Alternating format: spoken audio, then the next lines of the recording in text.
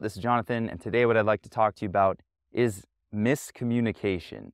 Now, this is an epiphany I got from reading this book called Dictonomy of Leadership by Jocko Willing, who is an ex-Navy SEAL. He used to command men in battle. And he talked about how if you're commanding a troop and your voice isn't loud enough, everybody in the troop can't hear what it is that you're trying to say. You could look at this as a breakdown in communication or miscommunication, right? Let's say they're not accurately hearing what it is that you're trying to articulate. This can basically leave people in the dark. Say the guy in the back is giving the orders, but the guy in front doesn't hear these orders. He's in the dark and his life is potentially in danger. Now, the point that Jocko made about, because he's a consultant for business now, right?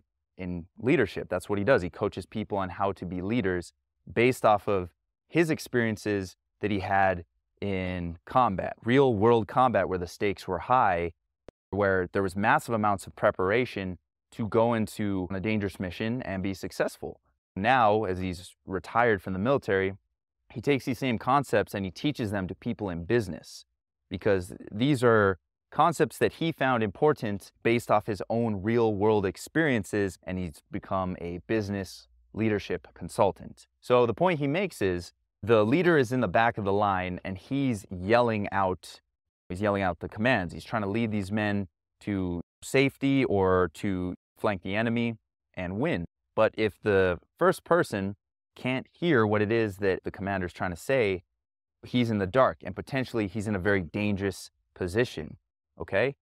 Now, how does this apply to business or some sort of organization?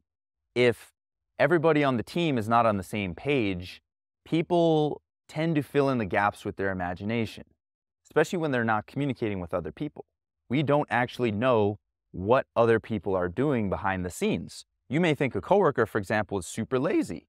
You may ask yourself, what does that guy do all day? And then later you find out everything that he does all day and your mind is blown. In fact, maybe you feel like the lazy one because you see how much this person is putting their blood, sweat, and tears in their job. But on the surface, it just looks lazy, right? You're only seeing the tip of the iceberg, so to speak, and you have no idea. Now, when everybody's on the same page and they all know what people are doing, what work they're putting in, or what their struggles are, they get a more accurate picture of the big picture, the bird's eye view. If you look at everybody as some sort of piece of the machinery that makes that organization work, well, you can see where the breakdowns are happening in that machinery. And you're able to better assess and fix the breakdown in that machinery. So if people aren't on the same page, that can be a little problematic because humans like to talk. And when people talk, information gets passed down to one another. And have you ever heard of the telephone game? Or have you ever played the telephone game in elementary school or whatever, where one person has to tell the person next to them a phrase, and then that person has to say it to the next person and the next person? What happens by the time you get to person number 5? It's a completely different phrase from when it first started out. That's the telephone game. Things kind of devolve over time or can really just be warped down the grapevine, right? This is how rumors can get started.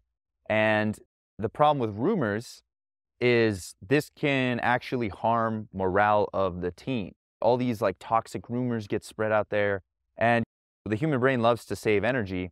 And also we're very susceptible to groupthink.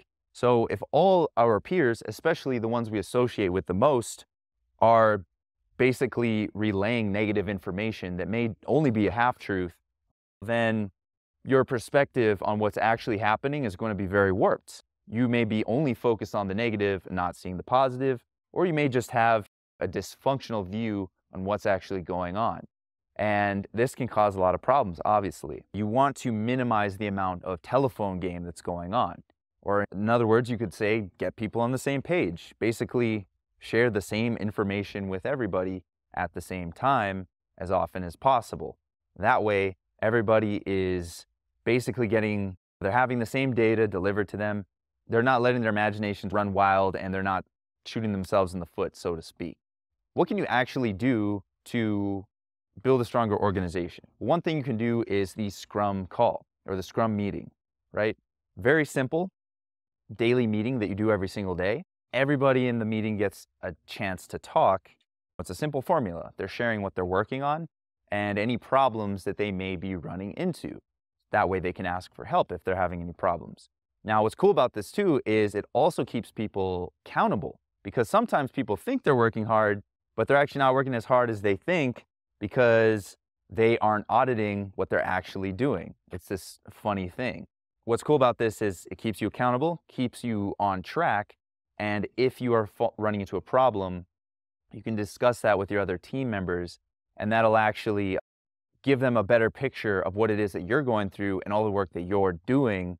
And also they can help come up with solutions, and they can help assist you to fix this problem. The obstacles to your goals become less, and the joint agenda gets moved along. So yeah, practical thing you can do is the Scrum meeting. With that, I'd like to thank you for watching this video. If you found this information useful, please hit that subscribe button, and that way when new videos come out, you'll be notified right away, and you'll have access to more of these life-changing tidbits of information, because that's the goal at this channel. It's to move your life in the positive direction as much as possible in a short amount of time. So thank you for watching this video again. This is Jonathan in Olympia National Park in Washington, USA. Thank you for watching, and good night.